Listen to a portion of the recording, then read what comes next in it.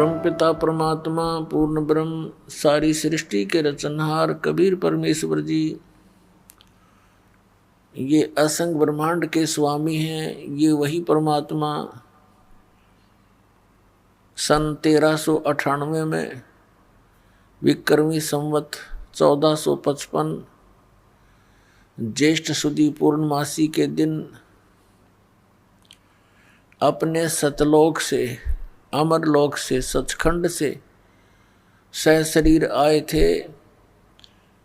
काशी शहर के बाहर बने एक लहर तारा नामक तालाब के अंदर कमल के फूल के ऊपर एक नवजात शिशु का रूप धारण करके ये भगवान विराजमान हुए थे। वहां से नीरू नीमा नाम के पति पत्नी थे। वो निसंतान थे। परमात्मा को गॉड गिफ्ट जान के अपने साथ उठा ले गए। जुलाहे के घर परमात्मा बड़े हुए। लीला में शरीर से जब 5 वर्ष के हो गए, बड़े बड़े विद्वानों के छक्के छुड़ान लग गए, क्योंकि परमात्मा का यहाँ आने का उद्देश्य एक ही होता है कि जिस वस्तु को हम भूल गए हैं उसको याद दिलाने आते हैं। जिस साधना से हम विचलित हो चुके होते हैं वो यथार्थ साधना हमें बताने के लिए आते हैं। और उसी परमात्मा की महिमा ये चारों वेद कहते हैं, सुनाते हैं। इनमें वर्णित जो विवरण है वो कबीर परमेश्वर की महिमा का वर्णन है। जैसा कि आप जी को कल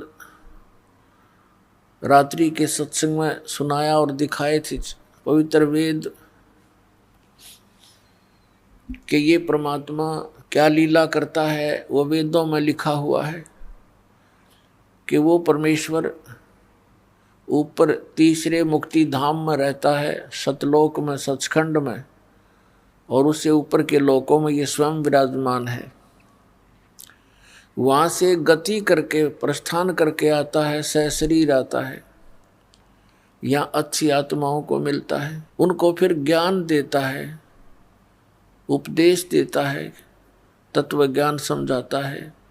वो अच्छी आत्माएं वो दृढ़ भक्त होते हैं, वो परमात्मा के एक एक आज्ञा का पालन करते हैं, अपना भी जीवन सफल करते हैं, और हमारे जैसे भोली आत्माओं के लिए भी वो एक एफिडेविट बनाकर चले जाते हैं अपनी अमृत वाणी का, जिसके आधार से आज हमें भगवान को पहचानना बहुत आसान हो गया। पुण्यात्माओं, परमात्मा कितने दयालु हैं। आप बालक हो, बालक का स्वभाव होता है, माता पिता कितना प्यार देते हैं, सीने से लगाए फिरते हैं, और बच्चे को कोई जरा सा भी छोटा सा खिलौना लेकर ऐसे ऐसे कर दे, माता पिता को त्याग कर उसकी तरफ दौड़ लेते हैं। और वो जो उसको थोड़ी सी देर के लिए ललचा रहा है वो उसको आजीवन वो सुख नहीं दे सकता जो माता पिता दे सकते हैं। इसी प्रकार हम अपने परमात्मा को त्याग कर, अपने भगवान को भूलकर इस काल के साथ हम लग गए। तब तो ये हमें अच्छा लगता था, क्योंकि दूर के ढोल सुहाने होते हैं। जब हम इसके संपर्क में आए तो इसने वो जलालत की आज आपके समक्ष है। किसी को गधा बना दिया, किसी को कुत्ता बना दिया, कोई सूर बना दिया, किसी का बेटा मर गया, किसी की बेटी मर गई, और किसी की स्वयं को किसी को कष्ट कोड या मानसिक परेशानी सदा बनी रहती है। अब भी यही स्थिति है, क्योंकि परमात्मा जब आए 600 वर्ष पूर्व हमें याद दिलाने आए, क्योंकि इस काल भगवान ने हमारे को बेसुध कर रखा है। हमारी वो बुद्धि छीन ली, समाप्त कर दी, दबा दी इसने कि परमात्मा कोई और है। वो ज्ञान नाश कर दिया जिसमें पूर्ण परमात्मा की विशेष जानकारी थी, जिसको सूक्ष्म वेद बोलते हैं। और जिस कारण से हम यही भटकते रहते हैं, वो परमात्मा दयालु हमें फिर से याद दिलाने के लिए आते हैं। पुण्यात्माओं, इतना अज्ञान ग्रहण कर लिया हमने, जहाँ भी हम जाते हैं एक जैसी दंत कथा सुनाने वाले ये संत मंडलेश्वर मिलते हैं, ये महंत मिलते हैं जिनको कख का पता नहीं अध्यात्म मार्ग का, और हम इनको परम संत मान के, महाविद्वान मान करके हम इनकी प्रत्येक बात को बगैर किसी ऑब्जेक्शन के हमने स्वीकार किया। अब पुण्यात्माओं, अब तक तो हम अक्षर ज्ञानहीन थे, हमारे पूर्वज शिक्षित नहीं थे, और जिस कारण से हम यहीं भटक रहे हैं। परमात्मा ने ये शिक्षा इसलिए प्रदान की है कि आप भगवान को पहचान सकें, और सदग्रंथों में जो लिखी परमात्मा की महिमा है उसको जानकर दृढ़ निश्चय कर सके कि सचमुच हम जो कर रहे हैं ये सही है, और भगवान कबीर है, परमेश्वर कबीर जी ही अल्लाह हैं, गॉड हैं, रब हैं। वास्तव में यही परमात्मा है, सर्व सृष्टि रचनहार, और यही मोक्ष देते हैं, यही हमारे पाप कर्मों का नाश करके इस जीवन में भी हमें सुख प्रदान कर सकते हैं। अन्य कोई परमात्मा, कोई इष्ट, कोई देव हमारे जीवन में आने वाले संकटों का वो निवारण नहीं कर सकते। जब तक हम सत्संग में नहीं आते हम गोबर के भूंड हैं। आपने देखा होगा काले काले भूंड होते हैं, मोटे मोटे, इसे मोटे मोटे। खेतों में पशु गोबर कर देते थे, और वो क्या करते हैं, दोनों पति पत्नी, वो भूंड और बूंडनी, वो क्या करते हैं, गोबर लेते हैं, उसके ऊपर रेत लपेटते हैं, कहीं कोई देख ना ले इसना और छीन ले जाता रहता है, और फिर उनको धक्का धक्का कर उसने अपने बिल में ठोक लेते हैं, सुरक्षित संग्रह करते हैं, कदे कहीं फिर मिल रहा है कोई ना ये गोबर है। और जब उसको लेकर चलते हैं उस गोली के ऊपर के कदे ऊपर पड़े कदे तले पड़े, और उसको ढोते ढोते मनमाने किसी पशु के पैर के नीचे आकर उनका दोनों का कचूमर निकल जाता है। सारा जीवन खो दिया गोबर इकट्ठा करने में, 1 मिनट में मर गया, गोबर खा भी ना सके वे। तो ऐसे ही परमात्मा ने कहा ये माया पुजारी जीव हैं, ये कलयुग के लोग, और इनको ये भोग भी नहीं सके, इनको यही भी होग। और एक भूंड यानी भौरा, वो भी भूंड होता है, वो जाता था बाग में, उसने देखा कि ये दोनों मेरे सजाती मित्र पति पत्नी सारा दिन ये इस काम में लगे रहते हैं, सारा जीवन व्यर्थ कर देते हैं, और ये गोबर धरा धरा रह जाता है, ये मर जाते हैं। उनसे समझाने की चेष्टा की कि भाई मेरे साथ बाग में चला करो, वहाँ बड़े आनंद हैं, अच्छा आहार है, बड़े फल लगे हैं, सुगंधित फूल हैं। अब वो क्या कहते दोनों कि भाई तू हमारा टाइम वेस्ट मत करा करे, हमने काम बहुत से, तू है ठाली आदमी, बेला आदमी, तेने काम कोई है नहीं, बाग में धक्के खान जाओ, ना सो जा महाराज, जब बाग में जाएंगे तो ये गोबर कौन ढोएगा, कौन इकट्ठा करेगा। अब वो चला गया कि ये तो भाई नाराज हो गए। कुछ दिन के बाद फिर ही मच्छी करके उनसे फिर चर्चा की। उस दिन उन्होंने कुछ थोड़ी देर ज़्यादा समय तक सुनने की चेष्टा की, फिर भी लास्ट में ये कह दिया भी नहीं, हमें टाइम नहीं है, फुर्सत नहीं। अपना आत्माओं, एक भगत सत्संग में आया करता, सत्संग ले रखा था, और उसका मित्र था खास, उसने वो सत्संग ग्रहण नहीं किया, भगवान की भक्ति नहीं करता था। तो उसके पास जाता था मित्र, आप नाम लो, भगवान की भक्ति करो, चलो मेरे साथ सत्संग में। तो वो भी ये कहता था कि भाई मेरे पास टाइम नहीं, छोटे छोटे बच्चे हैं, तेरा तो दिमाग खराब हो गया, तूने तो अपना नाश करना है, तीसरे दिन भाग जा सत्संग में। कोई बात हुई? फिर वो मित्र फिर कुछ देर बाद जाता, क्योंकि उसको पता था कि वो गोबर ढो रहा है उन बूंदों की तरह। और वो कहता भाई फुर्सत नहीं, और बात बता तू, इसने छोड़ टॉपिक ने। एक दिन उसकी मृत्यु होगी, छोटे छोटे बच्चे थे, कटगी टिकट ये कौन सा पटा लिखवा रखे, मराए को नहीं 100 साल तक। अब सभी उठाकर ले जा रहे हैं, कोई लकड़ी ले जा रहा है, कोई पीछे पीछे जा रहा है, बोल रहे हैं राम नाम सत्य है, सत्य बोलो गत है। उसका मित्र कहता आज भाई को फुर्सत है।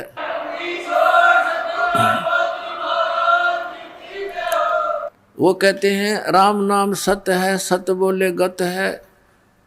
और वो कहता है आज इसको फुर्सत है। अब दूसरे कहते हैं अरे ठीक बोल ले आज तो तू, इनका चोट लग रही है। उसने कहा तो इससे ठीक मैं बोल भी नहीं सकता, इससे ठीक और क्या बोलूं, आज इसने पूरी फुर्सत होगी, जब तक इसने 1-2 दिन का टाइम नहीं था मेरे साथ चलन का। अरे भी गया कति काम तय। तो पुण्यात्माओं इन बातों को गहराई से सोचना पड़ेगा आपने। ये कोई डूम बाट के गीत नहीं है, महापुरुषों के दिए हुए एग्जाम्पल है, महापुरुषों के बताए हुआ ज्ञान है। हम बालक हैं और उन महापुरुषों की बातों पर हमने कदम से कदम मिला कर आगे चलना पड़ेगा, जब हम सफल हो सकते हैं। हम तो जीव संज्ञा में हैं, हमें क्या पता, हम अपनी सोच से सब लगे हुए। उधर से एक दिन फिर वो भूंड उनके पास आ गया। अब वो दोनों छोड़ के उस गोली ने, वो गोबर की ने बैठ गए। वो कहने लगे भाई एक बात बता, आप यहाँ आते हो ना, चर्चा करते हो बाग की, तो हमें आनंद बहुत आता है, और आपके अंदर से महक आने लगी हमें। अब एक दिन उस बूंद ने हिम्मत सी करी कि भाई मेरे दो टाइम तो है थोड़ा, पर एक दिन चलूंगा तेरे साथ। तो उस बावरे ने कहा भी तेरा आके मैं गोबर इकट्ठा करवा दूंगा, तेरी मदद करा दूंगा, जो कम रह गया था, तो चल पड़े मेरे साथ। इस बात से वो प्रसन्न हो गया बूंद, अगले भाई काम तो यूँ करवाई देगा मेरा आके ने, चल मैं चलता हूँ। चल पड़ा। अब जाके देखा वहाँ पर महक फूलों की। अब कभी तो उस फूल पर बैठे, कभी उस फूल पर बैठे, अरे एक फूल पर ऐसा बैठा उठे को नहीं, और रात्रि में फिर शाम के समय वो फूल बंद हो गया, अंदर रुक गया वो। अब भौरे ने पता था उसको कि सुबह पाओगा यहीं पर बैठा, सुबह फूल खुलेगा। तो वो सुबह गया भौरा, तो क्या देखा उसने कि वो फूल के ऊपर बैठा, वो फूल तोड़ लिया किसी ने, फूल बेचने वाले ने, वो ले लिया किसी पूजा पाठ करनी ने, वो उसने मंदिर में चढ़ा दिया। मंदिर तो फिर पानी में विसर्जन कर देते हैं, जल में पूजा किए हुए फूलों को, वो फिर दरिया में गिर दिया, गंगा में। कानो कानो फूल बहता हुआ जा रहा है, धूप लगने से वो खिल गया। फूल खिला तो भौरे को पता था कि वो कहाँ कहाँ जा सकते हैं। वो उन फूलों को देखता देखता वहाँ पहुँच गया दरिया के ऊपर। वो बूंद बैठा उसका ऊपर। न बोला रहा उठ ले, तो न बोला बस बोला मत जी सा आ रहा है। तो उसने कहा निकला ही तो डूबेगा पानी में। जब वो उठा तो उसने कहा भाई मैंने तो सारा जीवन खो दिया, वो गोबर इकट्ठा कर करके, और सारी सुविधाएं हैं। तो परमात्मा कहते हैं कि इस प्रकार जो परमात्मा से दूर प्राणी है, इस माया के जोड़न में लग रहे हैं संतों को, वो गोबर के बूंद दिखाई देते हैं। ये सत्य मान लेना पुण्यात्मा। हमने इतनी माया चाहिए, कितनी, साईं इतना दीजियो जा मैं कुटुंब समावे, हम भी भूखे ना रहे अतिथि न भूखा जावे। परमात्मा कहते हैं तुम इतना मांगो मेरे से, ज्यादा नहीं। अपने आत्माओं अतिथि ना भूखा जावे, और जिसमें कुटुंब समावे। कुटुंब समान का अर्थ है रिक्वायरमेंट ऑफ फैमिली, परिवार की आवश्यकताएं पूरी हो। आया अतिथि भूखा ना जावे। इससे अधिक धन अगर हम मांगते हैं तो फिर हम भक्त नहीं। और पुण्यात्माओं परमेश्वर कहते हैं कल्पे कारण कौन है, कर सेवा निकाम, और मन इच्छा फल दूंगा, जब पड़े जनिते काम। एक समय परमात्मा जब यहाँ आए हुए थे काशी शहर में, कबीर भगवान, वो इन अज्ञानी ऋषि महर्षि गुरु पीरों काजी मुल्लाओं के साथ चर्चा करते थे, ज्ञान गोष्ठी, और उनके पास कोई जवाब नहीं होता था। वो सारे चिंगर जाया करते, फड़क जाते और कहते ये कबीर झूठा है, कपटी है। उन्होंने बहुत कोशिश की, बहुत तरह उनको यातनाएं दी, मारने की चेष्टा की, परमात्मा को मारने के लिए भेजे। एक शेख तकी नाम के पीर ने गुंडे भेज दिए तलवार लेकर। परमात्मा अपनी झोपड़ी में सो रहे थे, साथ में शेख तकी भी था। शेख तकी ने कहा इसको टुकड़े टुकड़े कर दो। गुंडे ऐसे तलवार मारे, परमात्मा के शरीर में आर पार निकल जा, फिर मारे आर पार निकल जा। उन्हें कई जगह से टुकड़े टुकड़े करने की चेष्टा की और तलवार निकलते शरीर उसाए हो जाए, नो का नो एज इट इज। तब उन्हें अपनी तरफ से न सोच लिया ना, मार दिए तो परमात्मा खड़े हो गए। नो बोला भाई बैठ जाओ तो दूध पिलाता हूँ, दूध पी कर जाइयो। अब उन्हें सोचा हमने तो मार दिया था, यो आदमी खड़ा हो गया। बुखार चढ़ गया उन गुंडिया के और डांग ठोक दी, भाज लिए। एक हफ्ते पाछे परमात्मा गए उनके पास कि भाई मैं भूत नहीं, मैं परमात्मा हूँ, और वो मूर्ख की बातें मत आया करो, कर्म बिगाड़ दिया तुमने। तब उनका बुखार उतरा आशीर्वाद भगवान से। ऐसे बहुत से जुल्म के इन्होंने। एक समय सरसों के तेल में उबलते हुए कढ़ाई में डाल परमात्मा को परीक्षा ली कि इसमें बैठ, जब तू भगवान है तो जीवित रह जाएगा, हम तो न मान लेंगे। शेख तकी पीर कहने लगा, साथ में वो दूसरे गुरु जैसे ब्राह्मण लोग थे, ऋषि थे, वो भी दुखी थे भगवान के सच्चे ज्ञान थे। तो वहाँ उबलते तेल के सरसों के कढ़ाई में परमात्मा बैठ गए। उन्हें कहा या तो बैठना, हम तो न पटकेंगे इसके में ठाक है। परमात्मा बोले ये कष्ट भी क्यों दूं आपको, मैं आप ही बैठ जाता हूँ। परमात्मा उबलते हुए सरसों के तेल के कढ़ाई में बैठ गए। गर्दन बाहर दिखाई देती, शेष शरीर अंदर है। अब सिकंदर लोधी दिल्ली का बादशाह भी वहां पर विद्यमान है। हजारों की संख्या में दर्शक खड़े हैं। जब परमात्मा डूबे नहीं, जले नहीं, मरे नहीं, शेख तकी हैरान हो गया। उसने कहा कि राजन, इसने तेल की तासीर ठंडी कर दी जंतर मंतर करके। तो राजा ने सोचा लट चेक कर लूं, न्यू उंगली डालनी चाहिए। परमात्मा ने कहा राजन इसमें उंगली ना दिए, इस नालायक के कहते इसकी ना विरा कितना फारेनहाइट है, यो बहुत गर्म है, और इसमें उंगली मत देना। लेकिन राजा के ना जच्ची, जब गुरुजी ना जलते कबीर साहब तो मेरे के बिजली पड़ेगी एक उंगली में। वो नटते नटते उंगली दे दी। जितनी उंगली तेल में गई थी उतनी कटके दूर होगी, अंदर निशान भी नहीं पाया उसका, और मूर्छित हो गया राजा। फिर राजा के चारों तरफ घूम गए उसके नौकर, पानी के छींटे छाटे मार के एक बेहोश में लाए। फिर पीड़ा इतनी थी वो फिर बेहोश हो गया। तब परमात्मा निकल कर आए तेल के वासे बाहर और पकड़ के उंगली को सीधा पूरा कर दिया। वह कटी हुई नहीं रही। जब उसकी पीड़ा मिटी, बोलो सतगुरुदेव।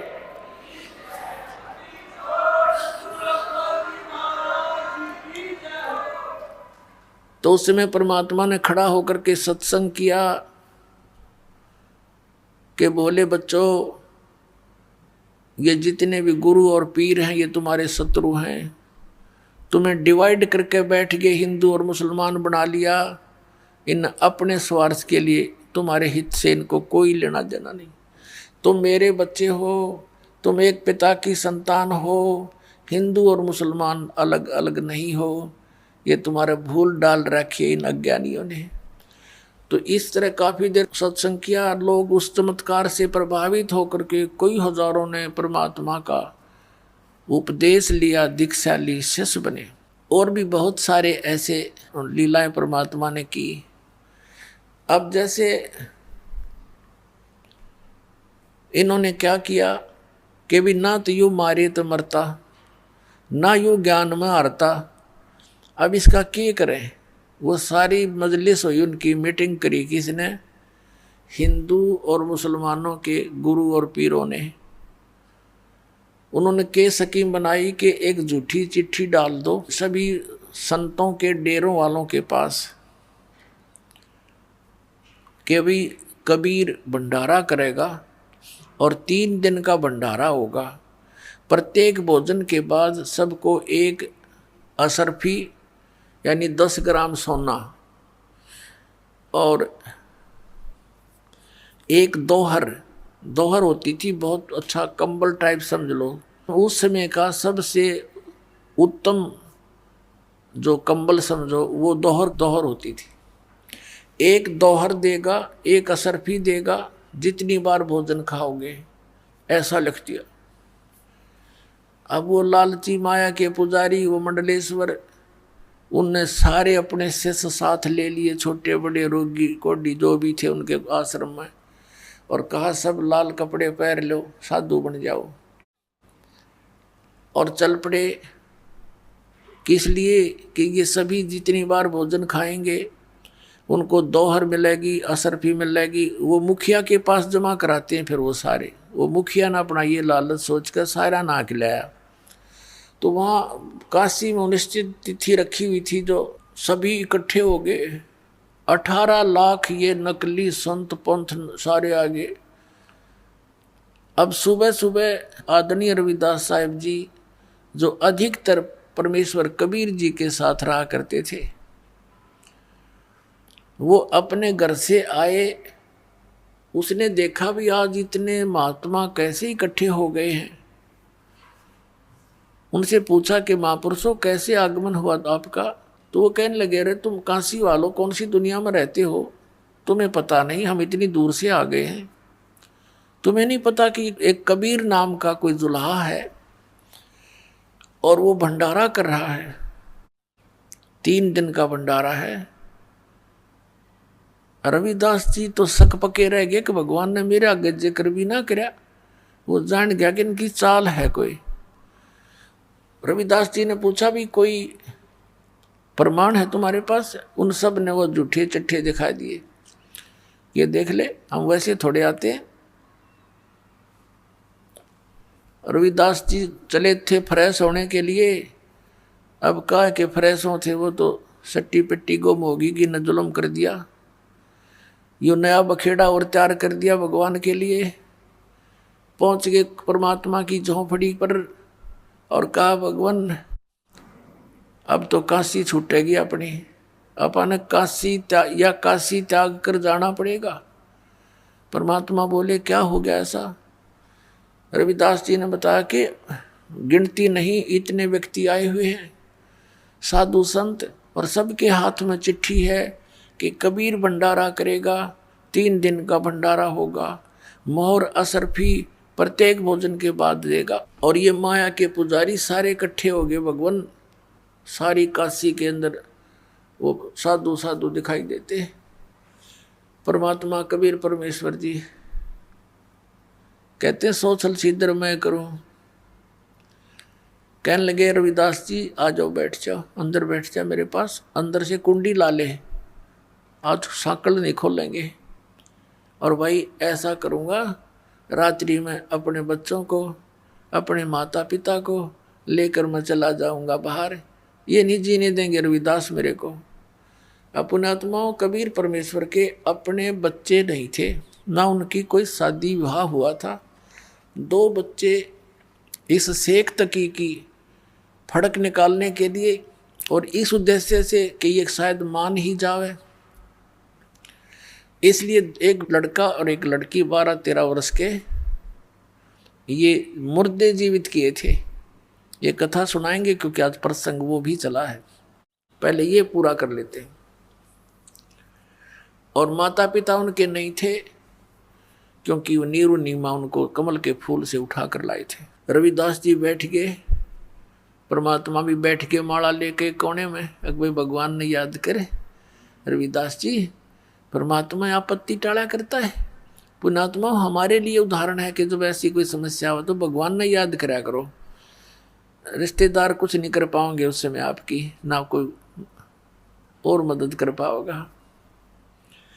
कबीर परमात्मा बैठ के माला लेकर और उधर से पहुंच गए सतलोक में। एक रूप में बैठे रविदास जी के पास एज ए जुलाहा कबीर, दानक कबीर, और वो परमात्मा कबीर अन्य रूप बनाकर सतलोक में पहुंचे। यहाँ से जाने से पहले ही वहाँ टेलीफोन कर दिया भगवान ने, कैसे ऐसे तैयार करो, भोजन तैयार करो इतने व्यक्तियों का। जब परमात्मा वहाँ पहुंचे सतलोक में, उसी समय कहा कि हे भगवान आपके आदेश अनुसार ये सब तैयार कर रखे हैं और ले चलो, हम भी साथ चलते हैं आपके। 9 लाख बैल बनाए परमात्मा ने उन्हीं ऊपर की आत्माओं के, और उनके ऊपर जैसे गधे पर बोरा रखते हैं थैला, उसमें सामान रख देते हैं। पहले क्या होता था, ये बिजनेसमैन ट्रांसपोर्ट जो करते थे माल को, वो बैलों के ऊपर गधों जैसे बोरे रखा करते थे। उनके अंदर वो सामान, जैसे किसी मंडी से शक्कर ले ली और दूसरी में जा बेची, वहाँ से कणक ले ली, वो तीसरी में ला बेची, और सैकड़ों हजारों की संख्या में 200 200 400 400 बैलों के ऊपर एक टाइम में ट्रांसपोर्ट करते थे। उनको बंजारे बोला करते थे, बिजनेसमैन बंजारे जो बनज करते थे। तो उसी तरह के एक बंजारे का रूप धारण किया परमात्मा ने, केशव नाम धर लिया अपना, अन्य रूप बनाया। एक सिद्धि बहुचोले धार है, एक सिद्धि है जो बहुत शरीर बना सकती है। परमात्मा में तो ये असंख्य सिद्धियां हैं, इन्हीं से प्राप्त भक्ति स्टोर करके, परमात्मा की भक्ति स्टोर करके आम साधु संत भी ऐसी लीला कर दिया करते थे। तो वहाँ से 9 लाख बैलों के ऊपर 18 लाख व्यक्ति वहाँ पर इकट्ठे हो गए थे काशी में। 9 लाख बैलों के ऊपर बने बनाया भोजन सतलोक का, पूरी कचौरी, लड्डू जलेबी बर्फी खुरमे, दही बड़े, खीर खांड, देसी घी, और सब लाद कर चल पड़े। काशी से थोड़ी सी दूरी पर वहाँ आकर नीचे उतर गए। साथ में कुछ बंजारे यानी उनके सेवक भी साथ थे।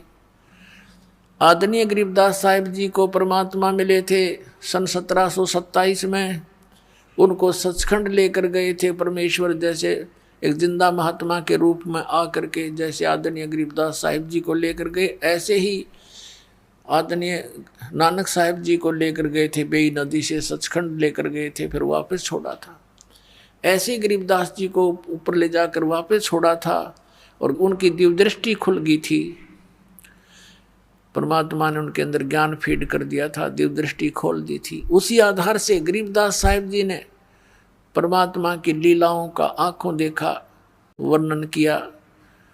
जैसे तुलसीदास जी हुए हैं जिन्होंने रामायण लिखी है, घट रामायण नहीं, वो तुलसीदास दूसरा था, वो राधा स्वामी वाला ग्रुप का है वो। तो एक तुलसीदास जी हुए हैं जिन्होंने ये रामायण लिखी थी।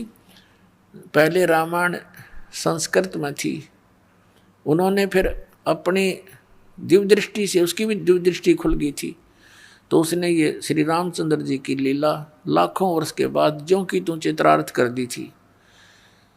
तो इस दिव्य दृष्टि की भी रेंज होती है, जैसे सूक्ष्मदर्शी होती है, उस सूक्ष्मदर्शी यानी दूरबीन की भी रेंज होती है। तो गरीबदास जी की जो सूक्ष्मदर्शी यानी दिव्य दृष्टि थी, वो तुलसीदास की दिव्य दृष्टि से प्रबल थी। तो ऐसे गरीबदास जी ने फिर परमात्मा की आंखों देखा हाल बताया है। तो वहाँ से जब क्या बताया गरीबदास जी ने, उनकी वाणी में लिखा है कि वो नीचे आकर बैल उतरे, ना तो उनके सिर पर सींग थे और नीचे जमीन से भी उनके कदम लगभग 6 इंच ऊपर चल रहे थे, 6 इंच ऊपर टिक रहे थे, जमीन पर नहीं टिक रहे थे। और चल वैसे ही रहे थे जैसे आम बैल चलते हैं। और वो दिखाई केवल उन्हीं को देते थे कि ये जमीन पर पैर नहीं रखे हैं इनके, जिनको कुछ आध्यात्मिक उनकी दृष्टि काम करती थी। तो वहां आकर के काशी के चौपड़ के बाजार में मेन स्थान तो वहां बना लिया, अपना स्टोर भंडारे का जो सामान था, और बाकी टेंट लगा दिए बहुत लंबे चौड़े, कई टेंट लगा दिए। फिर उन टेंटों के अंदर भंडारा शुरू कर दिया, टेंटों से बाहर टेंटों में सामान डाल दिया, और लोग आगे भाई रोटी खाने लगे हो तो भंडारा शुरू कर दिया। 18 लाख आदमी, और साथ में वो सतलोक से आए हुए हंस, ये राधा स्वामी वाले ठेकेदारी ले रहे हैं सतलोक की, इनका का पता नहीं, क्योंकि वहाँ तो प्रकाश ही प्रकाश है, नूर ही नूर है, वहाँ भगवान है ही नहीं। वहाँ गई हुई जीवात्मा ऐसे समा जाती है उस परमात्मा में, प्रकाश में, जैसे बूंद समुद्र में है। फूटे बाग हमारे, ऐसे गुरु मिले हमारे को नकली। वहाँ तो सारी व्यवस्था है, यहाँ से बहुत सुंदर आहार हैं वहाँ के, तो वो आहार सतलोक से लेकर आए भगवान ने, वहाँ भंडारा शुरू कर दिया। अब जो भी खावे परमात्मा का सतलोक का आहार उंगली चाटता ही रह जावे। 2 रोटी खाने वाला भी 6 रोटी खावे, इतना स्वाद लगा, गेला डाइजेस्ट हो जावे, क्योंकि भगवान का अमृत आहार। तो वहाँ तो प्रोसीजर चल पड़ा खाने का, और साथ में 2 रस पी दे तुरंत, वो केसो रूप में आगे परमात्मा, और उन सब को भोजन खाकर आवे भाई इधर से आ जाना। वो उठावे 2 और 1 असर पी ले भाई, 2 असर पी ले भाई, चलते रहो। अब उस शेख तकी जो सिकंदर लोधी का धार्मिक गुरु था, उसकी भी इस षड्यंत्र में मुख्य राय थी। तो उसने ये सोचा कि कबीर तब भाग्या होगा काशी छोड़ के, और राजा से कहते हैं, राजा के पास भी एक पत्र भिजवा दिया कि आप भी आइएगा, हम भंडारा कर रहे हैं। तो शेख तकी ने कहा जी देखो आपके गुरु का पत्र आया है। टोंट कसी उसने, आप चलोगे? राजा बोला सिकंदर लोधी के अवश्य चलूंगा मैं। कब का भंडारा है? कैसे भंडारा? इस दिन का। चलेंगे। वो चल पड़े। दिल्ली से काशी के लिए 2-3 दिन लगने थे, उन्होंने पहले प्रस्थान कर दिया। तो पहुंच गए उस दिन, निश्चित दिन सुबह सुबह। वहां जाकर देखा कि भंडारा चल रहा है। अब शेख तकी की तो मरगी माँ, उसने इतना सोचा था कबीर भाग गया होगा, वह लोग गाली दे रहे होंगे खड़े खड़े से भी, जितने साधु संत आवेंगे। अब उसने सोचा क्यों तो भाई कमाल हो गया, वो तो कलेजा पकड़ के बैठ गया। आज्ञा के बनी भाई, उनसे पूछता कौन दे रहा भंडारा, ये कौन दे रहा भंडारा? तो बताया गया कि एक केशव नाम का बंजारा है और स्टैंड में विराजमान है, वो ये भंडारा कर रहा है। सिकंदर लोधी और शेख तकी वहां गए। राजा ने पूछा भाई आप कौन हो, आप क्या लगते हो कबीर भगवान के? केशव रूप में विराजमान परमात्मा केशव बंजारे के रूप में कहता है कि मैं उसका पगड़ी बदल मित्र हूँ, यार हूँ, वो मेरा फ्रेंड है, मैं बंजारा हूँ। मेरे पास एक पत्र गया था उनका कि ऐसे ऐसे एक छोटा सा भंडारा करना है, कुछ सामान लेते आइएगा। अब शेख तकी नौकर है, इसने छोटा भंडारा मान रही है तो भाई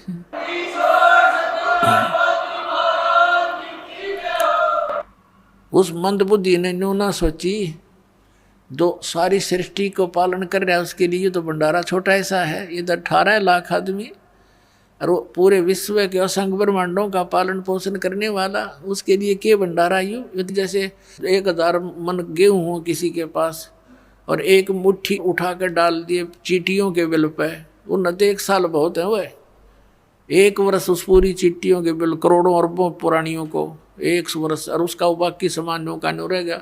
तो ऐसा समझो समर्थ कबीर भगवान को, हमारे लिए तो एक मुट्ठी घेर देना, पूरा 21 ब्रह्मांड सारे 100 साल तक छके रहे ये, लेकिन हमारे से कर्म तक कोई ना जो हमारे लिए कुछ कर दे।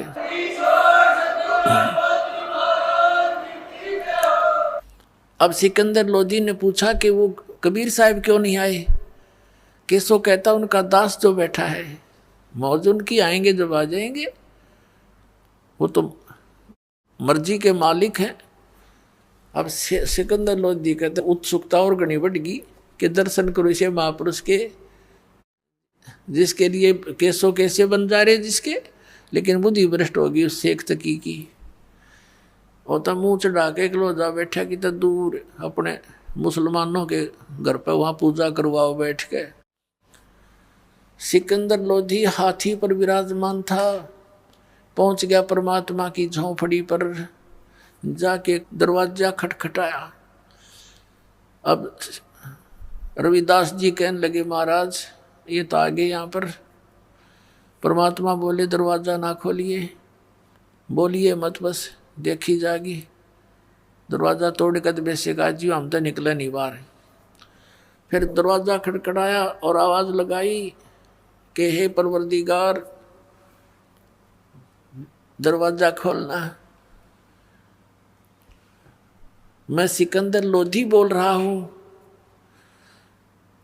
अब कबीर साहब कहने लगे राजन मैं दरवाजा नहीं खोलूंगा, मेरे साथ तो इन्होंने जुल्म गुजार दिए राजन। पहले तो ये मुझे मारने की चेष्टा कर रहे थे, अब इन्होंने आज ऐसा जुल्म कर दिया मेरे साथ। मेरे पास तो 2 रोटी का शाम का भोजन मुश्किल से है, अपने परिवार के लिए कपड़ा बुनता हूँ, गुजारा मुश्किल से चल रहा है, और इन्होंने झूठी चिट्ठी डाल दी राजन। बाहर बताते हैं लाखों लोग इकट्ठे हो गए हैं, हे भगवान मैं तो दरवाज़ा खोलूँ नहीं, रात को भाग जाऊंगा अपने बच्चों को लेकर के, परिवार को लेकर के।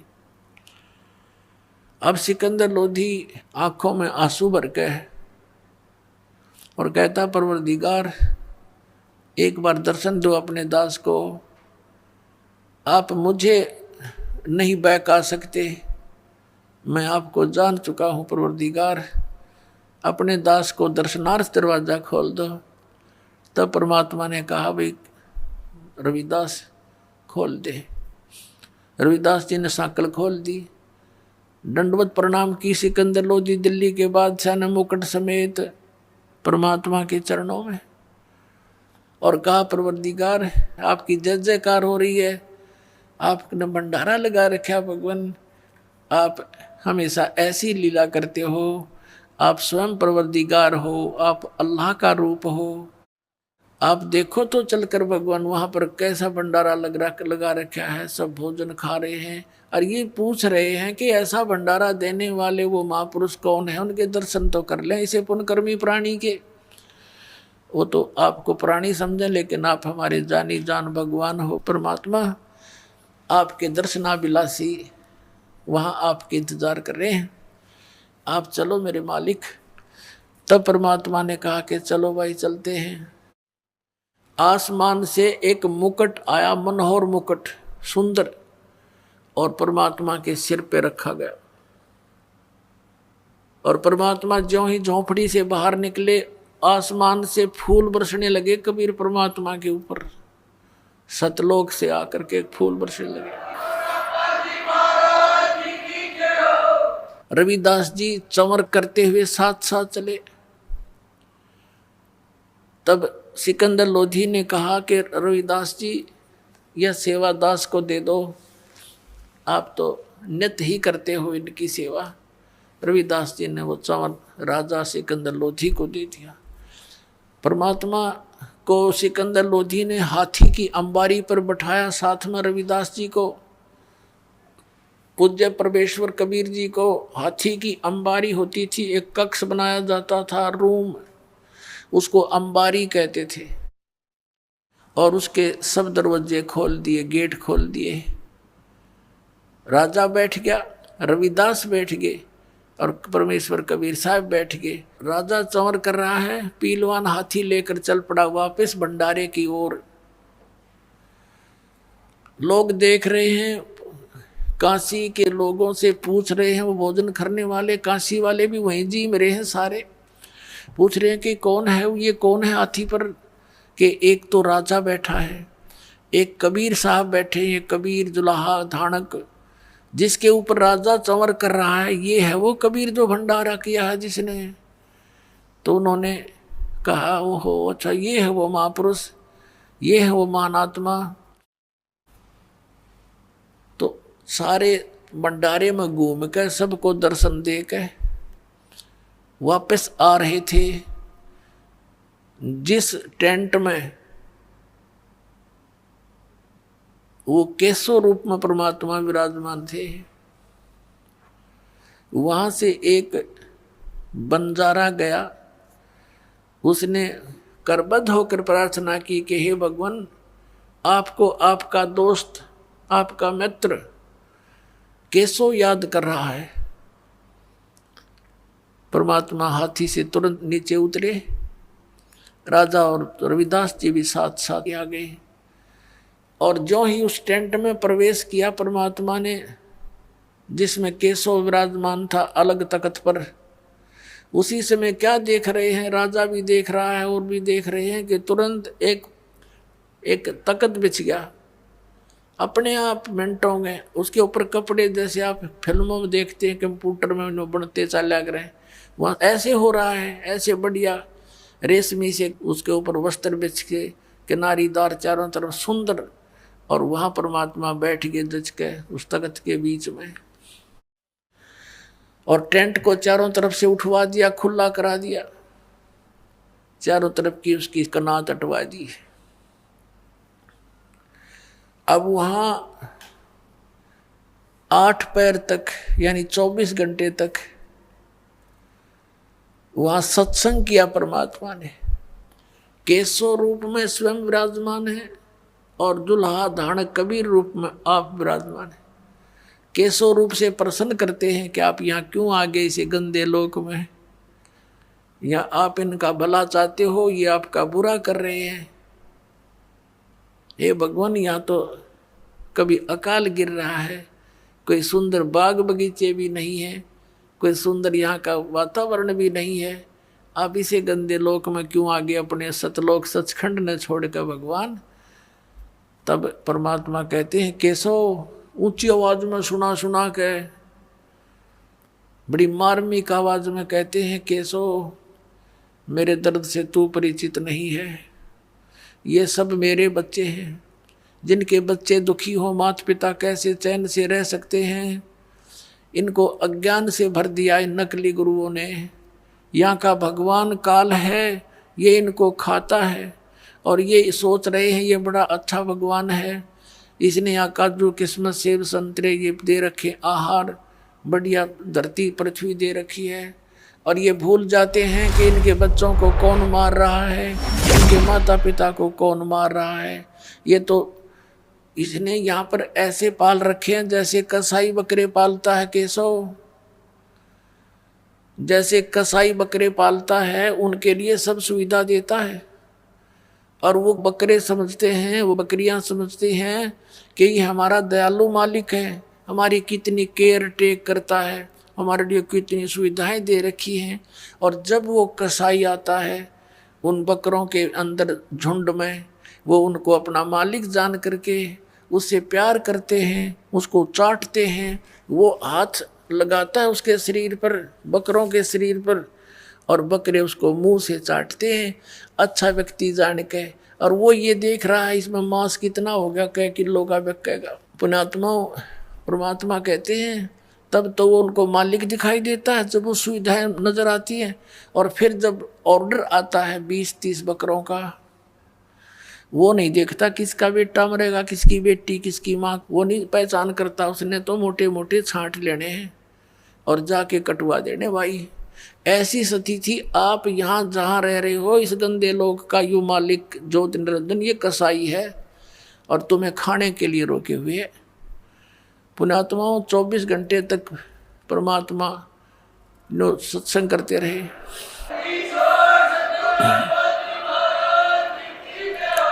अब बैठ के चारों तरफ लाखों व्यक्ति वो इकट्ठे तक करे थे, उन ढेडों ने, दुष्टों ने परमात्मा को नीचा दिखाने के लिए।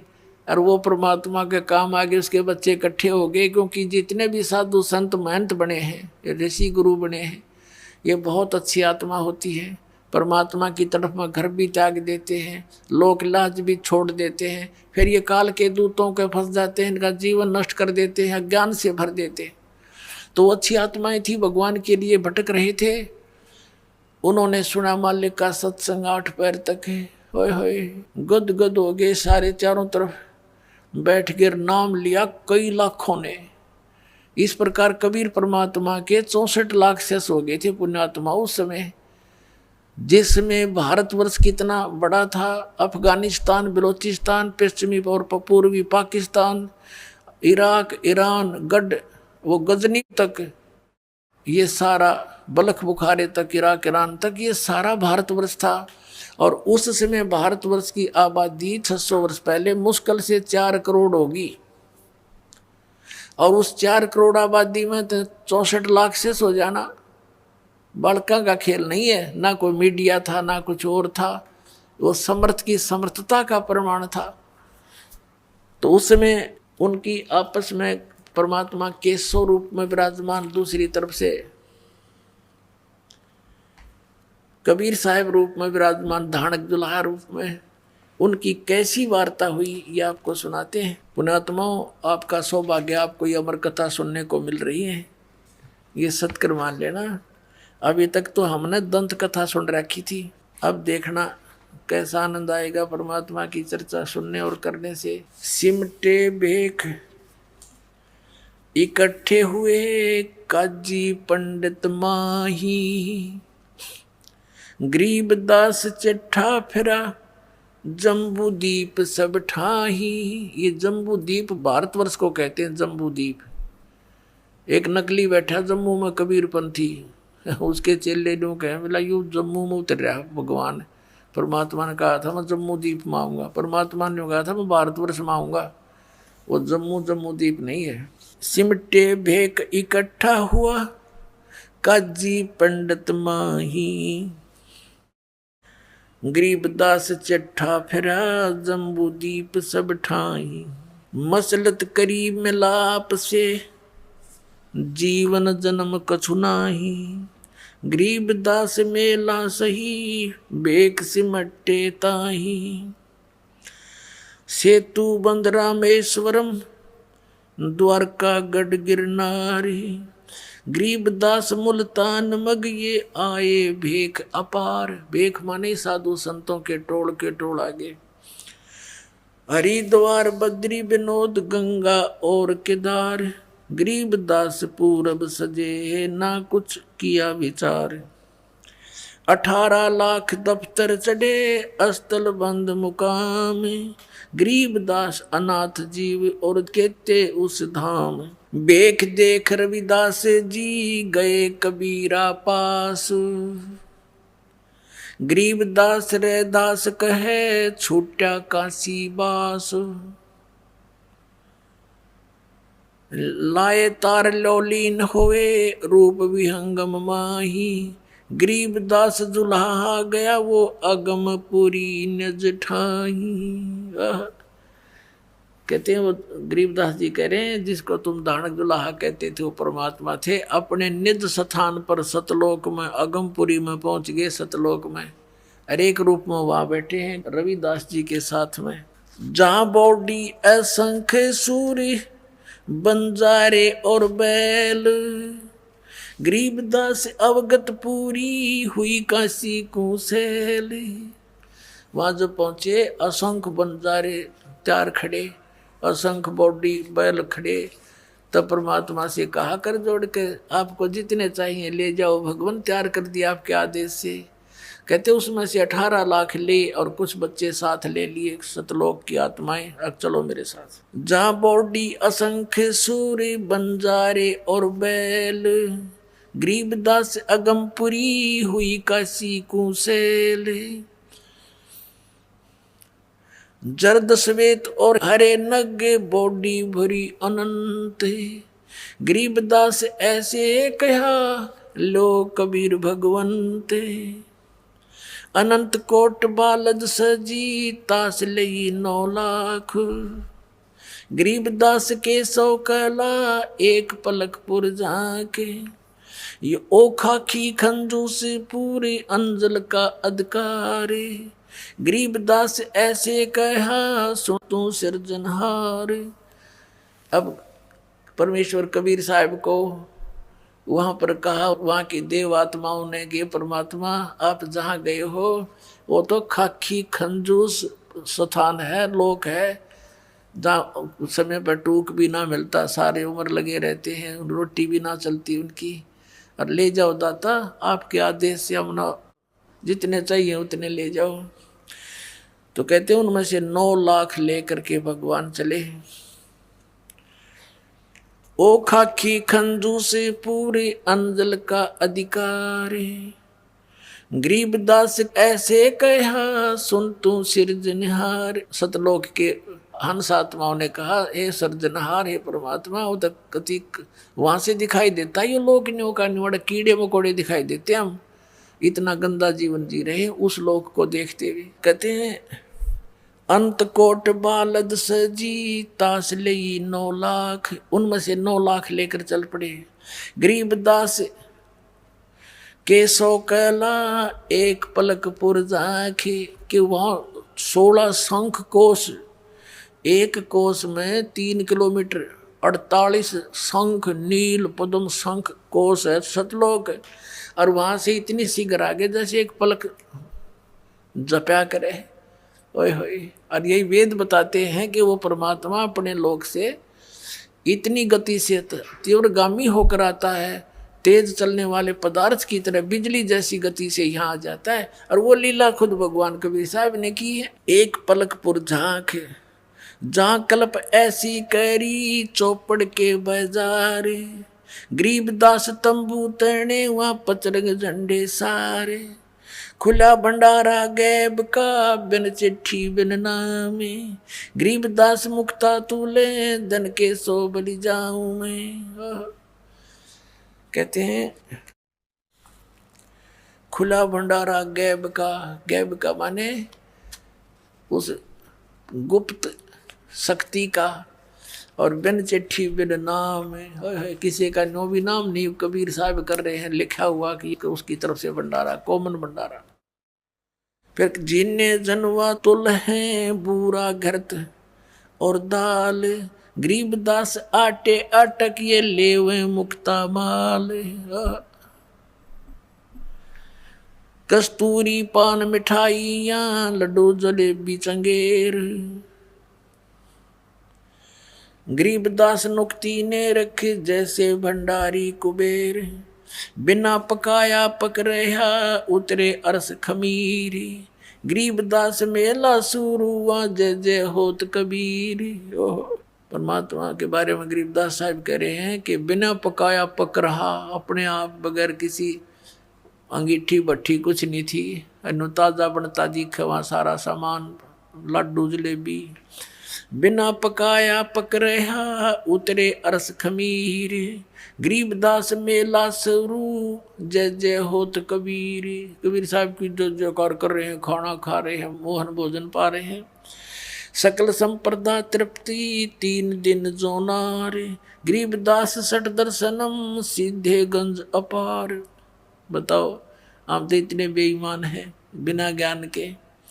कहते हैं 3 दिन तक ये भंडारा चला और सभी तृप्त कर दिए, और कई ये बेईमान संत ने कहा सीधा दो, हमें सीधा भी दो, हमारे 2 नहीं आ पाए, सीधा दो उसका।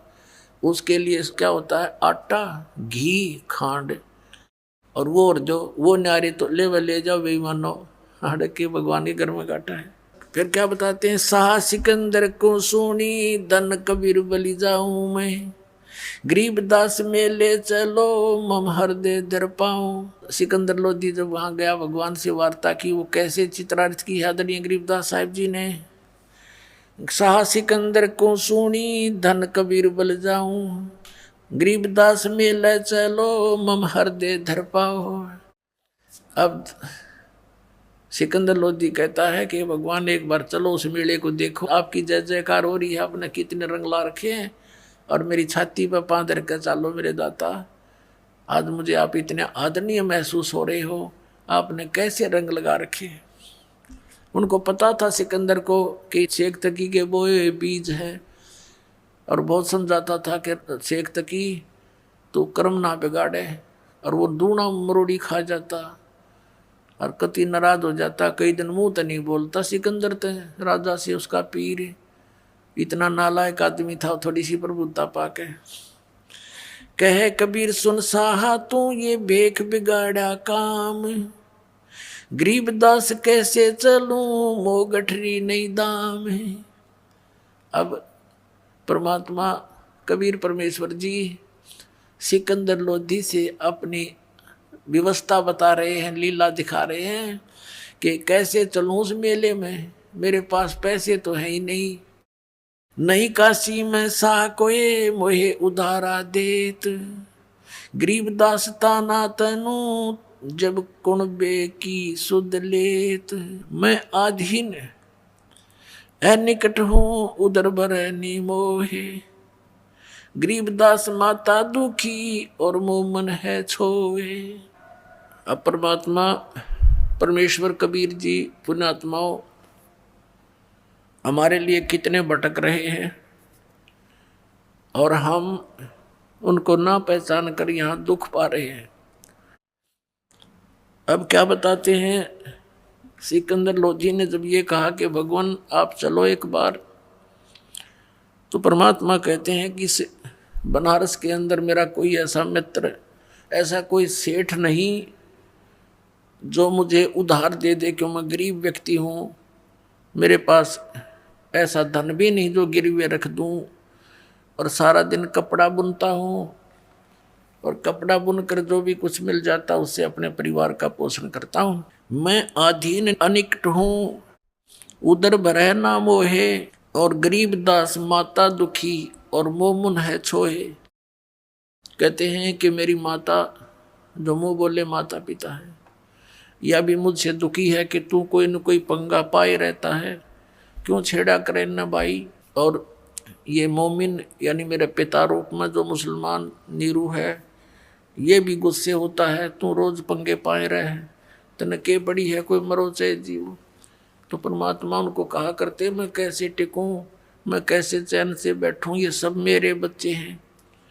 तो नीरू धमकाया करता, तू दादा मत पाके, हमने जी लेने दे, तू भी जी ले ढंग से, ये मार डालेंगे, ये कसाई लोग हैं। लेकिन वो दाता कैसे समझावे उनको, नहीं काशी में सा कोहे मोहे उधारा दे, तो गरीबदास ताना तनु ताना बुनो तब कुणबे की सुध लेत। अब क्या कहते हैं सिकंदर लोधी, एक कबीर तुम अल्लाह हो पलक बीच परवाह, गरीबदास कर जोड़ कर ऐसे कहता सा, तुम दयाल दरवेश हो धर आए नर रूप, गरीबदास ऐसे कहे सहा सिकंदर भूप। उठे कबीर कर्म किया बरसे फूल आकाश, गरीबदास मेले चले वह चोर कर विदास, तीन एक चैंडोले में रे दास शाह कबीर, गरीबदास चौरा करे वो बादशाह बलबीर, मुकुट मनोहर बांध कर चढ़े फील कबीर, गरीबदास उस पूरी में कोई न धर है धीर, कैसो चले कबीर पर कबीर कष्ट क्यों कीन। कैसो रूप में बैठे थे दूसरे रूप में, और कैसो भगवान के पास आकर कहता है कि आपने क्यों कष्ट किया यहाँ मेले में आने का, आपका दास जो बैठा है। कैसो चले कबीर पर कबीर कष्ट क्यों कीन, गरीबदास हाथी चढ़े ये मेला देखन तीन, चौपड़ के बाजार फिर आए के सो पास, गरीबदास कुर्बान गदी अब क्या क्या कहूँ बिलासे, पाट पटंबर बेच गए वहाँ ऊपर हीरे लाल, गरीबदास साहब धड़ी बोला ये मुक्ता माल। हीरे लालों से जड़े हुए आसन बिछ गए परमात्मा के लिए, कबीर साहब के लिए टेंट में जब उपस्थित हुए। कैसो और कबीर का तंबू माहे मिलाप, तंबू माने टेंट, गरीबदास 8 पैर लगे गोष्ठी निजगर गापे। 8 पैर तक चर्चा हुई दोनों की, हमें समझाने के लिए, हमारी आंखें खोलने के लिए। केसो कह कबीर से ये पूछे बाता बीने, गरीबदास क्यों उतरे ऐसे मुल्क मलीने। अब केसो रूप में परमात्मा कहते हैं, कबीर साहब से कहते हैं केसो रूप में, केसो कहत कबीर से पूछत बाता बीन, गहरी गहरी बातों से चर्चा करते हैं। और नो बोले गरीबदास, यानी गरीबदास जी ये अपनी आंखों देखा वो हाल लिख रहे हैं, जैसे तुलसीदास जी ने कहा था, गरीबदास क्यों उतरे ऐसे मुल्क मलीन, खान पान की इच्छ जित नहीं अदर बिमान, गरीबदास यो लोक जीव छाड़ा मुल्क अमान। कि आपने, ये तो जीव लोक है, आपने वो हंस लोक छोड़ दिया, भगवान अपना सुंदर लोक छोड़ के क्यों आए। झूठ कपट इस लोक में पाप पुण्य व्यवहार, या झूठ कपट और ये व्यवहार यहाँ का। गरीबदास के शोक है ये कैसे रेन तुम्हारे, आप कैसे रह रहे हो इसे नकम्मे लोक में, आप इनका भला करो। ये सारा दिन बूंदी सोचे, सारी मीटिंग आपके विरुद्ध करते रहते हैं, फिर भी आप यहीं पड़े हो। नहीं अदर सरवरता हाँ नहीं अदर कोई बाग, गरीबदास के शोक है क्यों नहीं देते त्याग। नहीं फुहारे गगन में नहीं मानसी गंग, गरीबदास जग देखे करे हमरा चित मन भंग। अब केसो रूप में परमात्मा कह रहे इस लोक न देख कर मैं तो पागल सा हो गया, इसे गंदे लोक में आप रहे कैसे रहे हो, या ना को फुहारे छूट रहे हैं अपने आप। क्योंकि सतलोक में जो वस्तु है यहाँ के स्वर्ग में भी नहीं है, वो सुख वहाँ पर है। नहीं नगर है नूर के नहीं बगर तिस हीर, गरीबदास के सो कहे तुम क्यों कर रहो कबीर। धन कबीर कुर्बान जा ऐसी रेन तुम्हारे, गरीबदास के सो कहे इसने छोड़ गीत संसार, छोड़ इस गंदे लोक न चलो अपने लोक में चलते। धन कबीर कुर्बान जा तेरे पल पल चरण जुहार, गरीबदास ते क्यों तजे वो सुंदर फल आहार सतलोक के। या पौमी है छार की या मुर्द परोसी पिंड, गरीबदास के सो कहे या चरण धरे सिर डंडे। कहती या पृथ्वी ऐसी बना रखी इसमें सूक्ष्म जीव चींटी मकोड़े कीड़े, इसके ऊपर पैर रखते भी पाप लगे, आप यहाँ कैसे रह रही हो। नरक भरे तिस उदर में ये रुद्र बरी सब दे, गरीबदास के सो कहे या मुनसो मुख खे। राम नाम कैसे फूरे ये नरक नगीन शरीर, गरीबदास के सो कहे विलंबे कहाँ कबीर। परमात्मा दूसरे रूप में बता रहे हैं कि केसो ये कह रहा है कि इनके शरीर में तो ब्लड बह रहा है, खून चल रहा है, अंदर विष्टा थूक कफ पेशाब और ये सब कुछ अंदर भरा पड़ा है। कभी बीपी आई, कभी लो, कोई टेंशन, कभी लेने की चिंता, कभी देने की। इनसे भक्ति आप कराओगे कैसे, इनमें कैसे राम नाम जपेंगे ये बेचारे, ये तो बुरा हाल कर रखे इनका। तो पुण्यात्मा या भक्ति भी भगवान कराओगा आप, तो ये सत्कर मान लेना।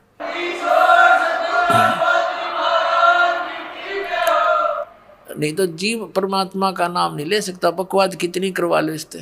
आपको टेंशन फ्री करेगा, आपके रोग नाश करेगा, जिस कारण से आपका मन भगवान से दूर होना चाहेगा उसको भी सेट करेगा, यदि आप मर्यादा में रहोगे, इस भगवान को विश्वास से मानोगे। हाड चाम के नाक हैं ये हाड चाम का मुख, गरीबदास के सो कहे तज कबीर यो रुख।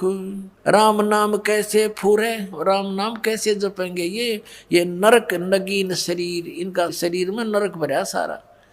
पुण्यात्मा को कुत्ता मरा हुआ देखा एक्सीडेंट में आपने, उसकी तरफ नजर भी ना करी जाती, नो आंत खंडी पड़ी होती है और बुरा हाल। वो गंध हमारे अंदर भर के चाम लपेट रखा ऊपर के, ये हमने बड़ा सुंदर दिखाई देता है, उस परमात्मा को दिखाई देता है बेचारे कित लपेट रखी है मेरी आत्मा, क्या मैं भर रखा है इनमें, और इसको ठाए फिरते हैं, इसी के लिए सारा जीवन बर्बाद कर देते हैं।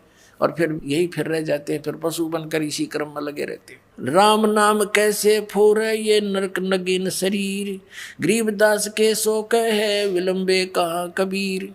जुन्नी संकट में पड़े फिर जुन्नी से संग, गरीबदास के सो कहे भाव भक्ति सब भंगे। इनमें भाव भक्ति नहीं बन पा रही, और ये बेचारे साल हो रहे हैं इनका, ये कैसे भक्ति करेंगे। तो परमात्मा कहते हैं इसीलिए तो मैं यहाँ पड़ा हूँ, इनसे कुछ कराऊं, इनको ले चलूं सतलोक में।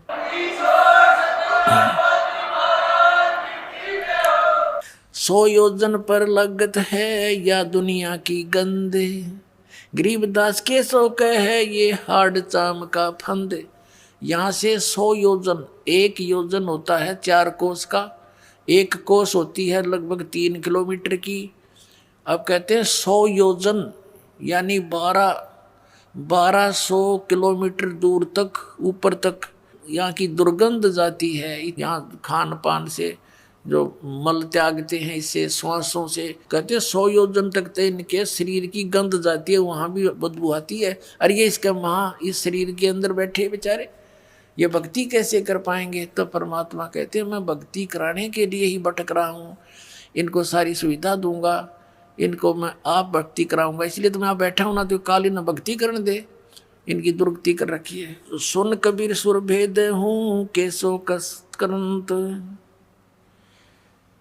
गरीबदास गंदे मनुष्य ये झगड़ा आन करनते। कहती है गंदे लोग आपके लिए झगड़ा करें, आपके साथ मार मार कर रहे हो, और आप इनको देख के खिला रहे हो, मोहन भोजन खिला रहे हो, और ये आपकी बुंडी सोचे आप कैसे दयालु हो भगवान। बिष्टा जिनकी देह में ये मगन फिरे दिन रात, गरीबदास के सो कहे जम सिर जिनकी गात। ये कहती है मनुष्य आंडी पाके परे, और इनके अंदर कीड़ंगा भरा हुआ है, और काल इंतजार कर रहा है कभी इसके सांस पूरे हों और इनको मार दूं। जैसे मुख्यमंत्री एक स्टेट का हेलीकॉप्टर से जा रहा था, अच्छी कहीं आगे मीटिंग लेनी थी, जाना था, जलसे करने थे, भाषण देना था, राय में एक्सीडेंट होगा, मर गया।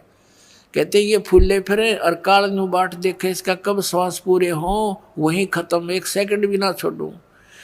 कहते कहाँ जन्मे कहाँ पाले पोसे, खूब लड़ाए लाडे, न जाने इस देह के कहाँ खड़ेंगे हाडे।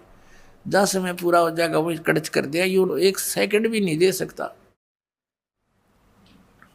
बिष्टा जिनके उदर में ये मगन फिरे दिन रात, गरीबदास के सो कहे जिन सिर जम की घात। घात माने दाव लगाए बैठा ये काल, मारो इनको कब। अजब अहंकारी मनुष्य हैं सुन कबीर मम ज्ञान, के तो बहुत अभिमानी व्यक्ति हैं यहाँ के। गरीबदास के सो कहे इनको कैसा दान और ज्ञान, इनको क्या ज्ञान दोगे, के ध्यान लवाओगे इनका। अपने आत्माओं यूँ बताना चाहूँ तुम कितने अच्छे हो, ये और ही बता रहे हैं, और तुम मेरे बच्चे हो, इसलिए तुम्हें अच्छे बनाने के लिए मैं यहाँ भटक रहा हूँ, बुरा कहा रहा हूँ, गुंडा कहलाता हूँ, मार मार मेरे पीछे हो रही है, मैं तुम्हारे लिए भटक रहा हूँ, पहचानो मुझे।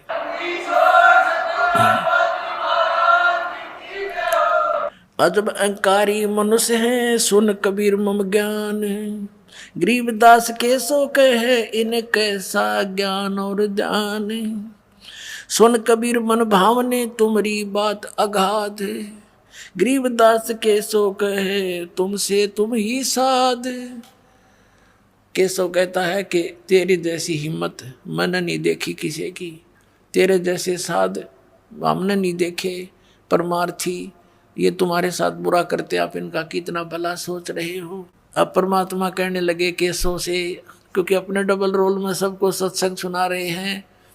सुन केशव अब बंद ना कह कबीर संदेश, गरीबदास सर्वलोक में है हमारा प्रवेश। कि सब लोकों में मेरा प्रवेश है, सबका मैं धारण पोषण करता हूँ।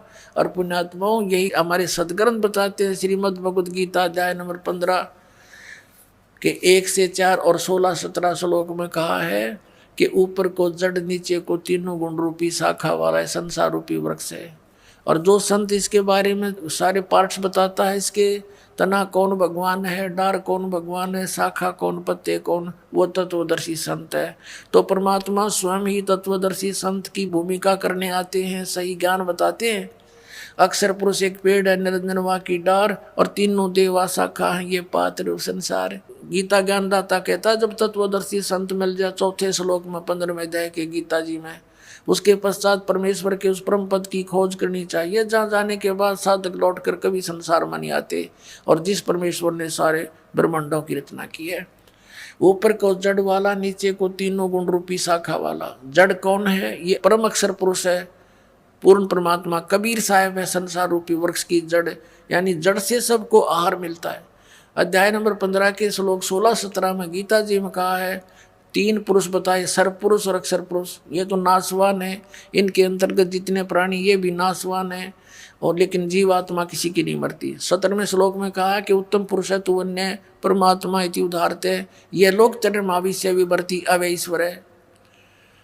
उत्तम पुरुष सही भगवान असली परमात्मा तो इन दोनों से, सर्वपुरुष और अक्षर पुरुष से कोई और है, और वही तीनों लोकों में प्रवेश करके सबका धारण पोषण करता है। आप क्या बताते हैं? सुन के सो अब बंदना कह कबीर दरवेश। साधु रूप, दरवेश माने संत, साधु रूप में विराजमान एक परमात्मा कबीर जी कह रहे हैं, सुन के सो अब बंदना कह कबीर संदेश। संदेश माने कबीर साहब कहते हैं अब मैं सुनाता हूँ तेरे को सही कहानी। गरीबदास सर्वलोक में है हमारा प्रवेश, कि सब लोकों में मैं प्रवेश करके सबका धारण पोषण करता हूँ। ये 18 लाख तो कुछ भी कौन मेरे लिए। हम अमान अवगत पूरे से चुंबक जो चमकार, गरीबदास लोहा फेरे हमरे अदर आधार। कितनी गूढ़ बातें कह रहे हैं कबीर परमात्मा, कि मैं चुंबक हूँ और ये कण है लोहे के, इनको चपका लूंगा अपने, इनके मैल तार के, क्योंकि इनके बीच में जंग आ गया, और तब जंग है इस कारण से मेरी कैच में नहीं आते, इनके जंग तारूंगा, सत्संग सुना सुना के ज्ञान में इनका पाप नाश करूंगा, फिर ये मेरे चिपक जाएंगे अपने आप आके, न सतलोक लेकर भाग जाऊंगा। अब क्या बताते हैं कि जैसे प्रश्न किया केशव ने, इसे व्यक्तियों में आप कैसे भक्ति प्रवेश करोगे, ये इतने नालायक, इनमें गंध भरा, आपके मार मार करने लग रहे आपके पीछे। तो क्या उदाहरण दिया परमात्मा ने? हाड चाम की देह में अमृत दूध सरवंत, गरीबदास केसो कहे ऐसे मिले भगवंत।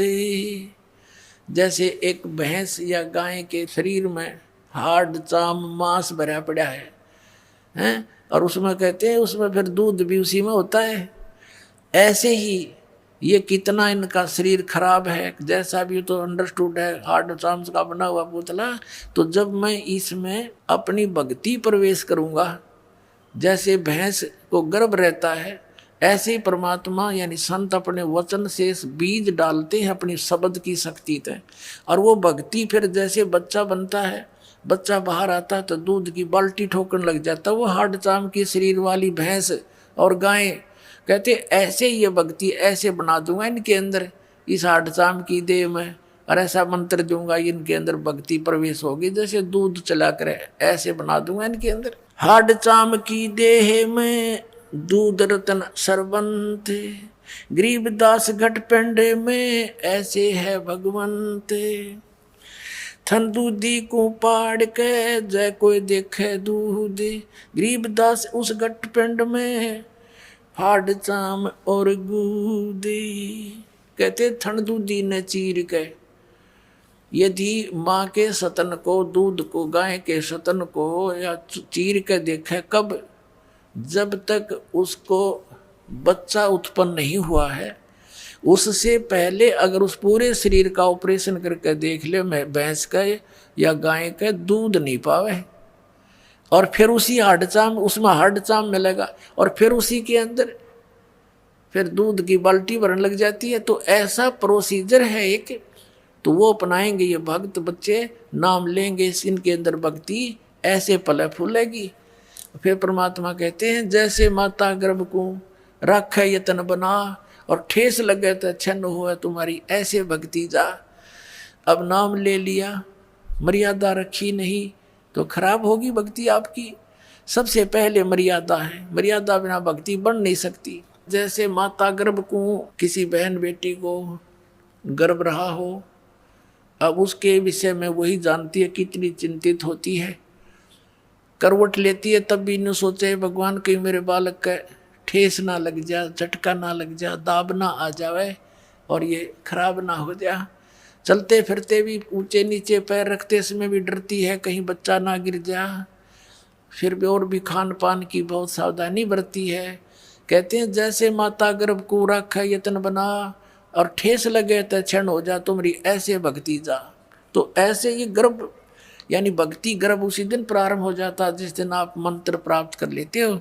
फिर इसको बहुत सावधानी से रखना बच्चों, नहीं तो ये तुरंत खराब हो जाती है। योग सत्तर हमें ज्ञान दिया, जीवन समझा एक, गरीब दास घर घर फिरे, ये दरे कबीरा बेख। सत्तर युग सेवन किए किने न बूझी बात, गरीब दास मैं समझावत हूँ, ये मोहे लगावे लात। कबीर साहब कह रहे हैं कि 70 युग इनों का आरम्भ 70 बार कह लीजिए, यानी बहुत बार। 70 युग का अर्थ है यहाँ पर बहुत बार। तो कहते हैं मन 70 युग ज्ञान दिया और जीव न समझा एक। और गरीबदास जी कहते हैं गरीबदास घर घर फिरे, यो भगवान कबीर धरे भेख, जिंदा महात्मा रूप बना के धर्मदास जी को मिले। धर्मदास जी को ज्ञान समझाया, गुस्से हो गए तो हमारे देवताओं की बेइज्जती करता, तो मुसलमान है, मैं तेरी शकल देखना नहीं चाहता। अब परमात्मा उठ के चल पड़े, अक देख भांग प्या रखिए काल ने इनको। और फिर धीरे धीरे वो धर्मदास समर्पित हो गया, रो अपनी पिछली बातों को जो वार्ता करी थी, भगवान मुझे माफ कर दो, मैं पापी प्राणी, मैं नीच हूँ मालिक, मैं पहचान नहीं सका आपको। और पहले वो गाड़ दे था। ऐसे पुण्यात्माओं जब दो लड़का नकम्मा शराब पी रखी हो, बाप को भी गालियां दे, और जब उसकी शराब उतर जाए वो रोया करे, फिर अच्छी आत्मा का कुसंगत में गिर जाता है तो, और माफी मांगता, पिताजी गलती होगी मेरे ते, पता नहीं मैंने रात्रि में क्या कह दिया। तो ईबिया सब का भांग प्यारा की काल ने, तो परमात्मा इस भांग न उतारेंगे और फिर आप परमात्मा को पहचान लोगे। ऐसे आदमी नानक साहिब जी को मिले थे बेई नदी पर, पहले गोष्ठी की तो उन्होंने मिलकर तो नहीं माने थे नानक साहिब जी, परमात्मा उठकर चले गए थे। उन्होंने भी यही शब्द कहे थे कि तू मुसलमान है और हिंदू देवताओं की बेइज्जती करता है, परमात्मा उठकर चले गए थे। लेकिन जख्मी हो गए थे नानक साहिब जी अंदर से कि सचमुच सारी सच्ची बातें हैं। फिर काफ़ी दिन तक पुकार करते रहे, दोबारा फिर आए परमात्मा, ओह जिंदा महात्मा का रूप बना के बेई नदी में प्रवेश किया, सचखंड लेकर गए, वहाँ डूबने का बहाना कर दिया कि सोचेंगे डूब डाब गए ना कि तो और ढूंढते फिरेंगे इसके शरीर में। तो ऐसे ये क्या कहते हैं कि 70 युग हम ज्ञान दिया, जीव न समझा एक, गरीबदास घर घर फिरे, ये धरे कबीरा भेख। घर घर में जाकर अलख जगाते हैं, किसी को किसी रूप में समझाते हैं। जैसे इब्राहिम सुल्तान अदम के घर पे गए, कभी रहबारी बने, ऊँटों वाला बने, कभी यात्री बने, कहीं बांदी बन कर सेज बिछाई, फिर कुत्ते लेकर जंगल में बैठ गए। किन खाड़ा करके आपको सद्बुद्धि देते हैं भगवान, और हम कितने इस माया में गर्क हो बैठे, नशा कर लिया हमने। कबीर ये माया अटपटी सब गट आन अड़ी, और किस किस न समझाऊं या कुआ बांग पड़ी।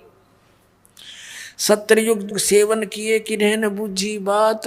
कबीर साहब कहते हैं मैं समझावत हूँ, ये मोए लगावा लात, ये मेरे लात मारे, मुझे बुरा अच्छा कहते हैं। स्वर्ग मृत्यु पाताल में हम बैठे कई बार, गरीबदास धर घर घर से जा मार मार के मारे।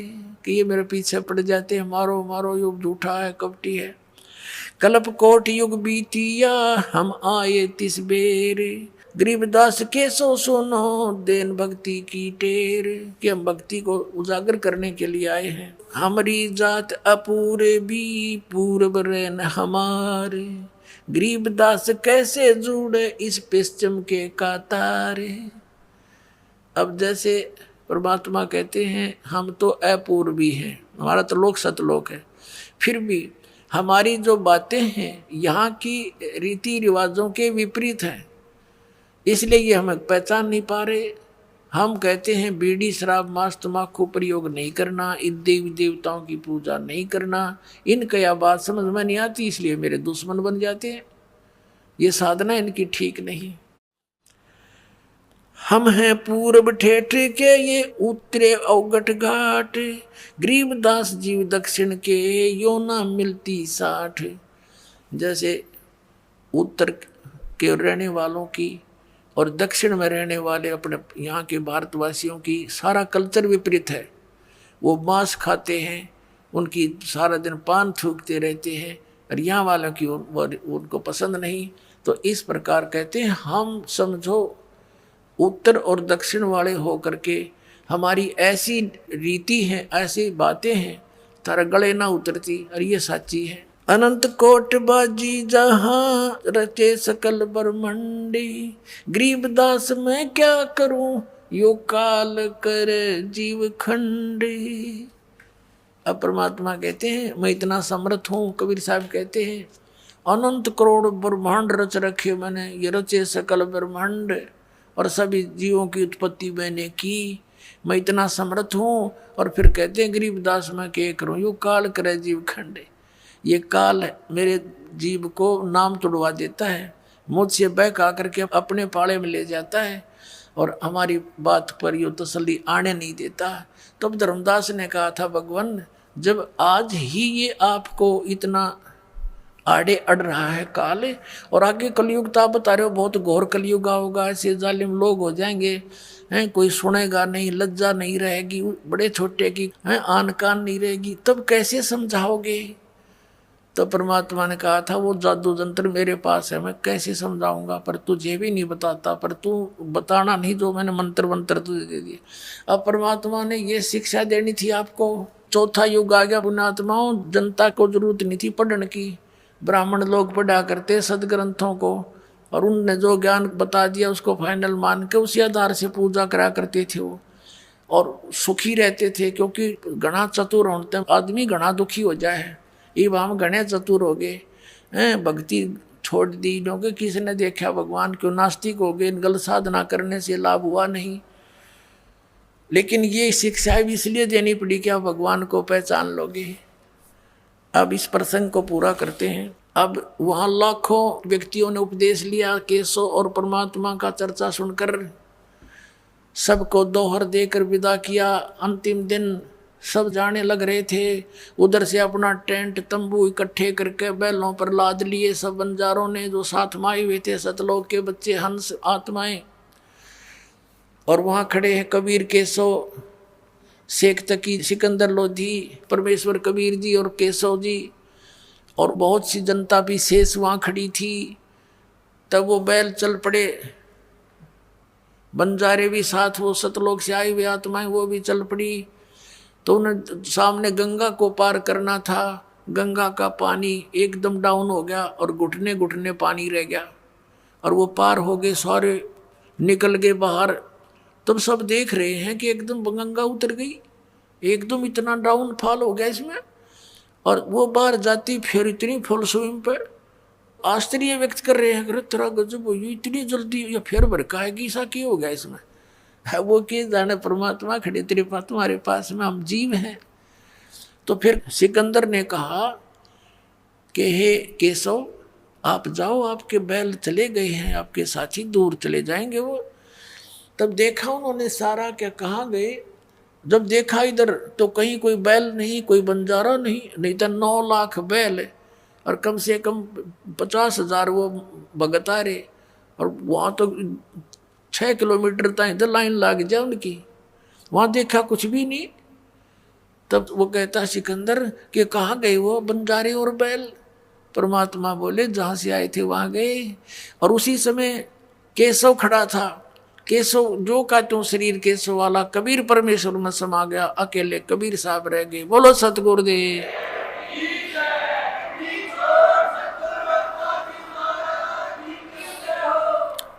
अब वो शेख तकी बुद्धिहीन कहता है कि के भंडारा कराया इसने, इसे ऐसे हम लाख कर दें, मोहोच्छा सा किया है। अब परमात्मा कहते हैं, गरीबदास जी कहते हैं, कोई कहे जग जोनार करी। जग जोनार तो होती है खुशी में करे, कोई अपने मन मर्जी, तो 1 पैसे की जरूरत हो 2 पैसे का खर्च करे। एक में ऊंचा होता है मजबूरी, कोई बता देता है गुरु ब्राह्मण के इसका ऐसा करना जरूरी है, उसमें 10 रुपये की आइटम को न सोचेगा 2 रुपया में काम चला दूं, उसको महोत्सा बोलते हैं, ऐसा धर्म करने वाले को। तो परमात्मा कहते हैं, गरीबदास जी कह रहे हैं कि वहां पर कोई भगवान आत्मा तो नो कह रहे थे, ऐसा भंडारा कदे देखा ना सुना जैसा कबीर साहब ने कर दिया, जय जयकार करे थे, गुण गावे थे। और शेख तकीनों के भंडारा कराया इसने तो मोह अच्छा सा कराया है, रोते हुए लाया है पैसे। तो कहते हैं कोई कहे जग जोनार करी, कोई कहे मोह छा, बड़े बड़ाई करा करें यो गाड़ी काटे ओछा। शेख तकी ओछा था, महान व्यक्ति दूसरे की बड़ाई कर सकता, नीच नहीं कर सकता। उसके बाद कहते हैं शेख तकी का इतना पाप बढ़ गया, वो गूंगा और बहरा होकर भुगत कर मरा। तो पुण्यात्माओं परमात्मा कहते हैं, साईं इतना दीजिए जिसमें कुटुंब समावे, हम भी भूखे ना रहे अतिथि ना भूखा जावे। अब परमात्मा कहते हैं तुम मेरे की तरह रहो, इतना विश्वास करो, ये भक्ति करो, ये मंत्र दो दे रखे आपते, आप घना मत मांगो। और आपके ऊपर कोई ऐसी डिमांड आओ भी रिक्वायरमेंट की, तो मैं के दूर हूँ। कहते हैं कल्पे कारण कौन है कर सेवा नहीं काम, और मन चाहा फल देऊंगा जो पड़ा मेरे दे काम। ये भगवान का काम था। वहां पर सारी काशी का आटा इकट्ठा कर ले तब 9 लाख व्यक्तियों को नहीं खिला सकते थे एक टाइम का खाना, और वहां सतलोक से लाए परमात्मा। ऐसे कहते थारी 9 विपद टालूंगा। बोलो सतगुरुदेव।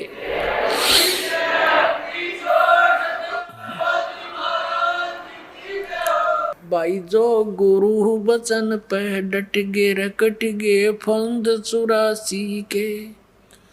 भाई जो गुरु बचन पे डट गे रकट गे फंद 84 के। कट गे फंद 84 के, रकट गे फंद 84 के। भाई जो गुरु बचन पे डट गे रकट गे। वस्तु मिली ठोड़ की ठोड़, मिट गई मन पापी की दौड़। वस्तु मिली ठोड़ की ठोड़, मिट गई मन पापी की दौड़। भरम मिटे मथुरा काशी के, भरम मिटे मथुरा काशी के। भाई जो गुरु बचन पे डट गे रकट गे फंद 84 के। कट गे फंद 84 के, रकट गे फंद। पुण्यात्मा सामने इतिहास रख दिया। भगवान ने जो ज्ञान दिया वो आपके समक्ष उजागर करवा दिया परमपिता कबीर भगवान ने अपने बच्चों के लिए। और ये तत्व ज्ञान रूपी आपको आंखें दे दी, आपका अज्ञान रूपी मोतियाबिंद का ऑपरेशन कर दिया। और अब भी जानबूझकर कुएं में पड़ो तो उसके लिए परमात्मा कहते हैं जानबूझ साची तजर करे झूठ तने, ताकि संगत है प्रभु सोपन में बिना दे। इसे नीच की वो गुरु बिना बैठे। ऐसे प्रत्यक्ष प्रमाण दिखा दिए, ऐसा भगवान है, ये उसका विधान है, इस भक्ति से भगवान प्राप्ति होगी। ये वेदों में प्रमाण, ये गीता जी में प्रमाण, ये उन महापुरुषों की वाणी में प्रमाण जिन्होंने भगवान पाया है। ये मंत्र है और इस मंत्र का अधिकारी इस पृथ्वी पर इस दास के अतिरिक्त कोई नहीं है। इसको अभिमान समझो चाहे तत्व ज्ञान समझो, ये आपकी अपनी सोच है।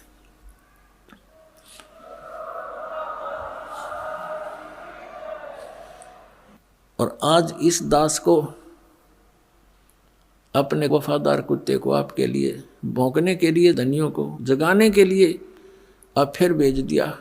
और अब भी इस दास के भौंकने से ये जाग गए, क्योंकि आप धनी आत्मा हो जो भगवान के लिए तड़प रहे हो, जा रहे हो, घूम रहे हो। और आपको जगाने के लिए दास भेज दिया अपना कुत्ता। और अब भी आप नहीं जागोगे तो फिर आपने घनी भांग पी रखी है काल की। फिर सुबह उठोगे तो आपका बहुत नुकसान हुआ मिलेगा। ये दास लगातार सन 1994 से भौंक रहा है। और अज्ञानता के कारण सभी ये समझते हैं कि निंदा करता है रामपाल, ये तो संतों की आलोचना करता है।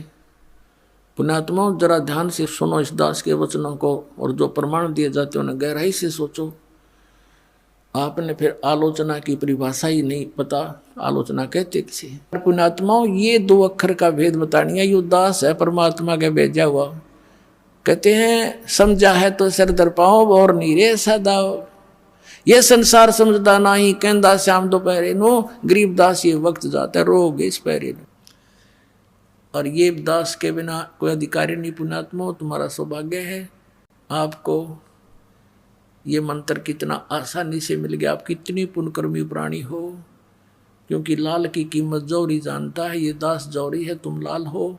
इस विश्व में यदि अकॉर्डिंग टू सिलेबस स्टडी है, आध्यात्मिक ये ज्ञान अगर है, तो सतलोक आश्रम बरवाला, जिला हिसार हरियाणा, भारत में है, इस विश्व में नहीं।